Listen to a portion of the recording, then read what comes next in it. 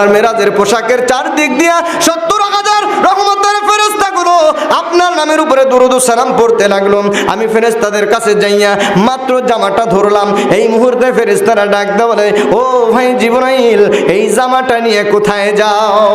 জিবরাইল ডাক দেয় বলে, এই জামার মালিক যে জামার মালিকের কাছে জামাটা নিয়ে যাওয়ার হুকুম করেছে আমার আল্লাহ।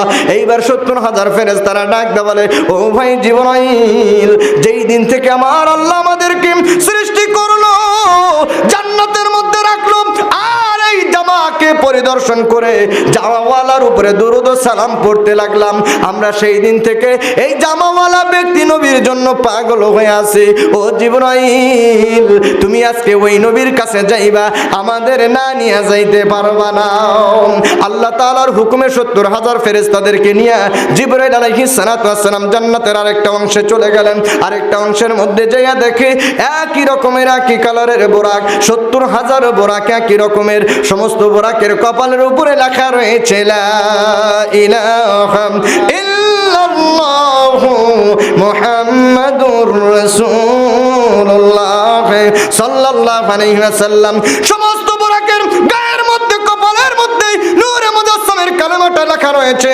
জিবরাইল আলাইহিস সালাতু ওয়াস সালাম ডাক দিয়ে বলেন, আমি বোরাক নিব মাত্র একটা, 70,000 বোরাক। সমস্ত বোরাক দেখলাম আমার নবীর উপরে দুরূদ ও সালাম পড়ে। সুবহানাল্লাহ। কপাল পরা মুসলমানেরা রে, নবীর উপরে দুরূদ পড়তে চাও না আর দুরূদ ও সালামের বিরোধিতা করো, ফতোয়া দিয়া দাও।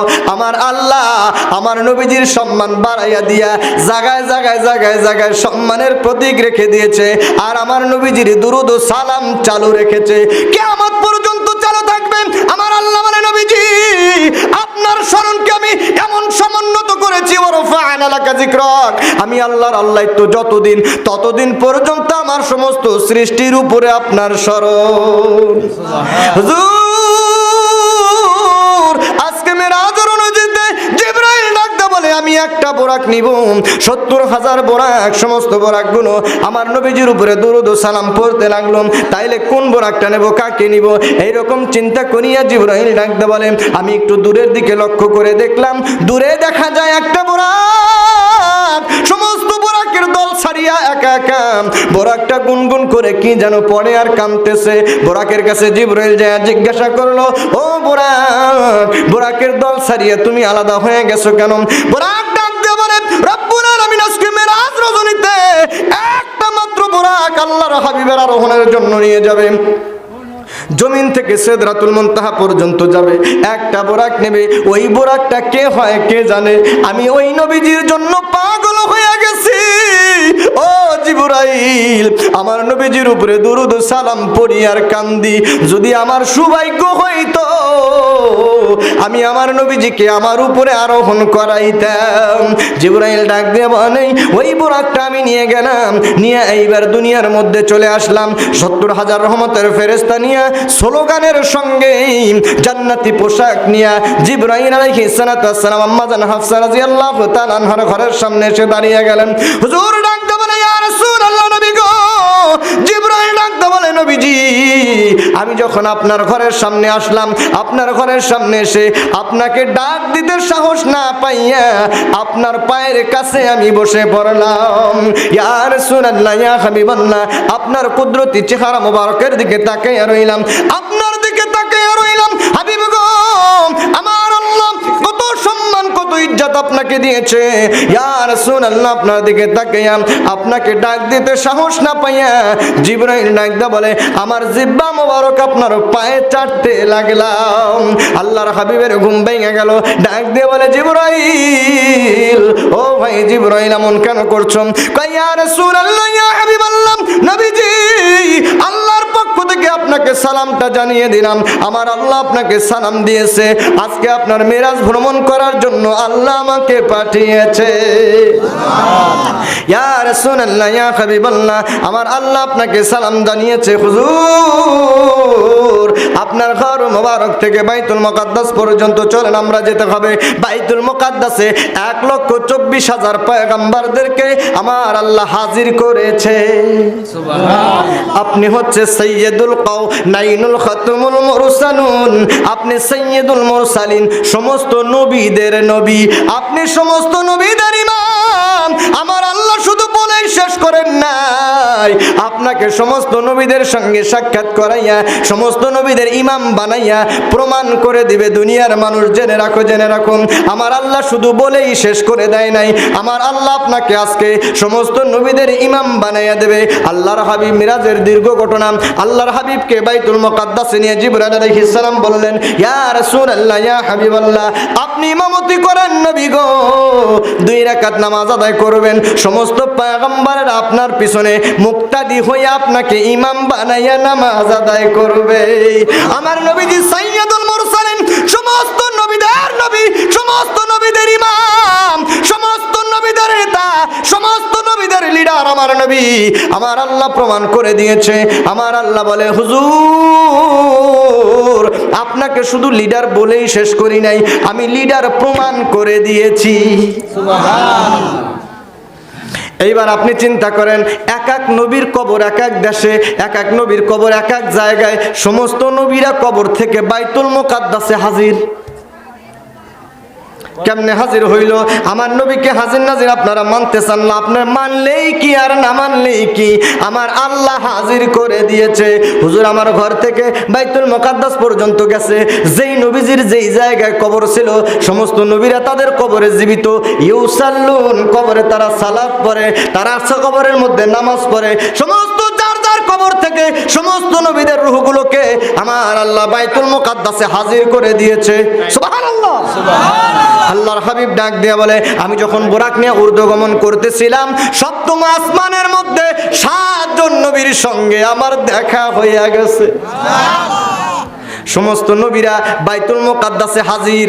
ঈসা আলাইহিস সালাম বাইতুল মুকাদ্দাসে ছিল, আবার আসমানেও ছিল। বাইতুল মুকাদ্দাস থেকে আসমানে কেমনে গেল? মুসা আলাইহিস সালামের সঙ্গে সপ্তম আসমানে দেখা হয়েছে, ষষ্ঠ আসমানে দেখা হয়েছে। মুসা আলাইহিস সালাতু ওয়াস সালাম ষষ্ঠ আসমানেও ছিল, বাইতুল মুকাদ্দাসেও ছিল। একই মুসা নবী বাইতুল মুকাদ্দাসেও হাজির, আকাশের মধ্যেও হাজির। সুবহানাল্লাহ, সুবহানাল্লাহ। কেমনে হাজির হইল? আপনার যদি বুঝে না আসে, আপনার বাপ ইন্তেকালের পরে গোরস্থানের মধ্যে যখন আপনার বাবাকে রাখছেন, আপনি ঘরের মধ্যে ঘুমাইসা আছেন, ঘরের মধ্যে স্বপ্নযোগে আপনার বাবার সাথে দেখা হয়ে গেছে, জি হয় না? কি গো, বাবা ইন্তেকাল করছে, দাদা ইন্তেকাল করছে, মরা বাপ মরা দাদা মরা পড়শি গোরস্থানে রেখে আসছেন, গোরস্থানে রেখে আসছেন মরা মানুষটাকে। এই মরা মানুষটার স্বপ্নযোগে আপনার ঘরে এসে আপনার সঙ্গে দেখা করে। ঠিক কিনা? ঠিক কিনা? তাহলে আপনার সঙ্গে আপনার বাপ যদি দেখা করতে পারে উম্মতের মহব্বতে, নবীজি আমার উম্মতের দরদি বুঝ উম্মতের সাথে দেখা করতে পারে না? পারে, পারে না? আপনি মানলেই কি আর না মানলেই কি? আপনি মানলেই কি আর না মানলেই কি? নবীজির উপরে বেশি বেশি দুরূদ ও সালাম পড়েন, নবীজির সঙ্গে দিদার হয়ে যাবে।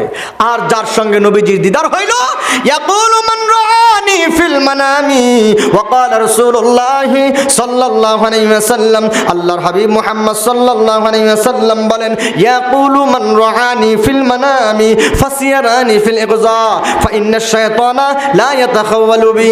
আল্লাহর হাবিব বলেন, বুখারী মুসলিম শরীফের হাদিস, আল্লাহর হাবিব ডাক দিয়ে বলেন, উম্মতেরা রে জানুনি জানুনি, যদি কোন উম্মতের সঙ্গে ঘুমের ঘরে স্বপ্ন যোগে আমি নবীজির সঙ্গে দিদার হইয়া যায়, ফাসিয়ারানি ফিল ইগজাম, অল্প দিনের মধ্যে ইগজা জায়গা থাইকা এই চোখ দিয়া নবীজিকে দেখবে। হুজুর আমার বললেন, ফা ইন্না শায়তানা লা ইয়াতাখাওয়ালু বি। হুজুর যদি প্রশ্ন করেন এই কথাটা এখানে কেন বললেন, বলার দরকার ছিল কি? আল্লাহর হাবিব ডাক দিয়া বলবেন, যারা আমার সাহাবী ছিল, সাহাবীদের সঙ্গে আমার দেখা হইছে, ইশার নামাজের পরে সাহাবীদের সঙ্গে দেখা হইয়া আমি মসজিদ থেকে চলে গেলাম হুজরায়, সাহাবীরা যার যার বাড়িতে, রাত্রে যদি স্বপ্নে যোগে সাহাবীদের সঙ্গে আমার দেখা হয়, সাহাবীরা বলবে আল্লাহর হাবিবকেই দেখছি। ঠিক কি না? আল্লাহর হাবিবকেই দেখছি ফজরের নামাজ পড়তে আসবে, ফজরের নামাজ পড়তে আসলে মসজিদে নববীতে আমার সঙ্গে দেখা হয়ে যাবে।